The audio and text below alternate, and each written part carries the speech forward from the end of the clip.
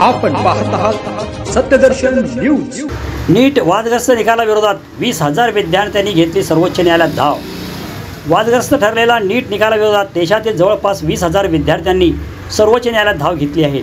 विद्यार्थ्यांनी दाखल केलेल्या याचिकेत नीट पुन्हा घेण्यात यावी किंवा श्रेणी गुण पद्धत रद्द करण्यात यावी अशी मागणी केली आहे। नॅशनल टेस्टिंग एजन्सीने घाई गडबडीत जाहीर केलेला नीटचा निकाल वादग्रस्त ठरला आहे।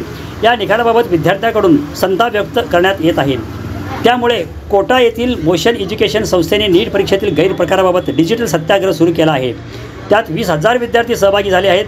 या सत्याग्रहाचा एक भाग म्हणून कोटा येथील शिक्षणतज्ञ नितीन विजय यांनी सर्वोच्च न्यायालयात याचिका दाखल केली आहे।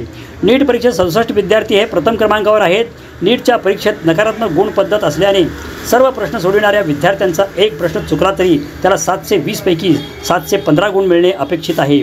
मात्र विद्यार्थ्यांना 718, 719 गुण कसे दिले गेले असे अनेक प्रश्न विद्यार्थ्यांकडून उपस्थित करण्यात येत आहेत।